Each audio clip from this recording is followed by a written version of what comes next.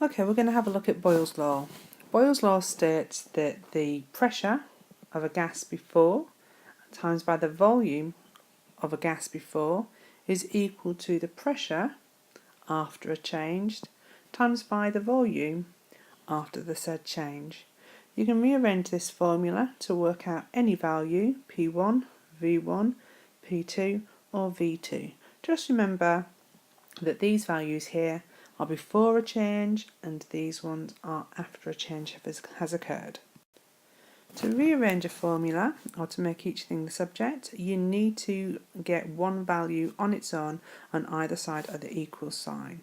So let's have a look at this one. Let's say that we want to work out the value of P1.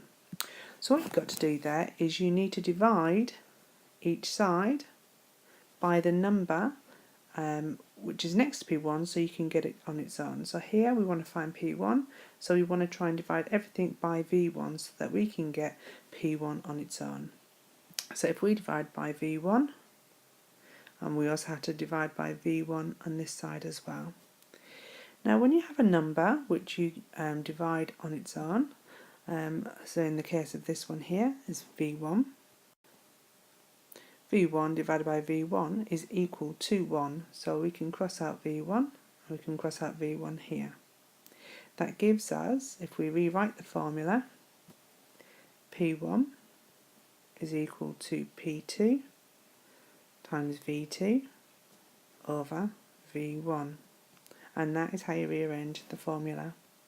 If we have a look at another example, this time we'll find out the value of V1. So just like before, we're going to divide each side by the one that we want to get rid of. So we're going to divide everything by P1 so that we can get V1 on its own.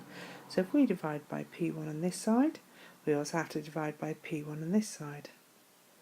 And now because we divided P1 by P1, in this case just here, we can now divide that and get rid of that.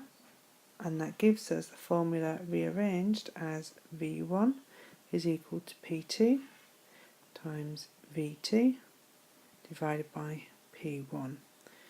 We don't actually have to show the time sign just there, but just so that you know that it is there.